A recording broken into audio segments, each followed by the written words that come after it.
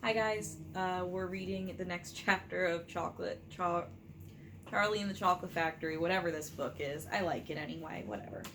It's chapter 13, The Big Day Arrives.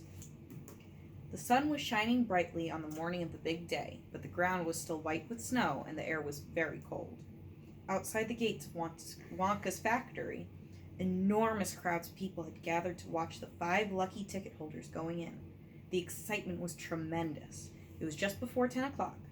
Crowds were pushing and shouting, and policemen with arms linked were trying to hold them back from the gates. Right beside the gates, in a small group that was carefully shielded from the crowds by the police, stood the 5 famous children, together with the grown-ups who had come with them. The tall, bony figure of old Grandpa Joe could be seen standing quietly among them, and beside him, holding tightly onto his hand, little Charlie Bucket himself. All the children, except Charlie, had both their mothers and fathers with them, and it was a good thing that they had, otherwise the whole party might have gotten out of hand. They were so eager to get going that their parents were having to hold them back by force to prevent them from climbing over the gates.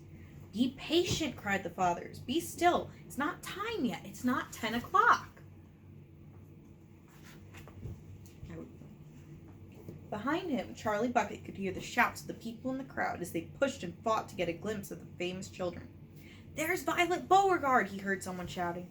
"That's her all right. I can remember her face from the newspapers."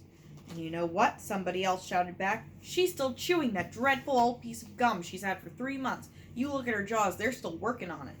"Who's the big fat boy?" "That's Augustus Gloop." "So it is. Enormous, isn't he?"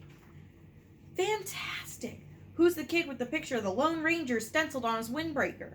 "That's Mike TV. He's the television fiend." "He must be crazy. Look at all those crazy pistols he's got hanging over him." "The one I want to see is Veruca Salt," shouted another voice in the crowd. "She's the girl whose father bought up 500,000 candy bars and made the workers in the peanut factory unwrap every one of them until they found a golden ticket. He gives her anything she wants, absolutely anything. She only has to start screaming for it and she gets it. Dreadful, isn't it? Shocking, I call it. Which one do you think is her?" "That one, over there on the left, the little girl in the silver mink coat." "Which one is Charlie Bucket?" "Charlie Bucket?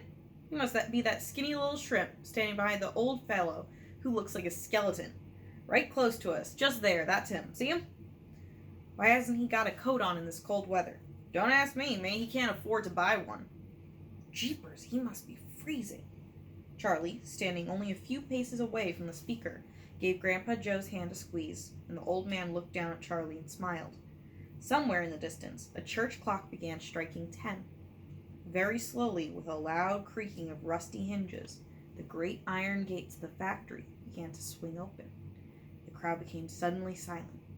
Children stopped jumping about. All eyes were fixed upon the gates. "There he is," somebody shouted. "That's him." And so it was. Yeah, I'm gonna wait.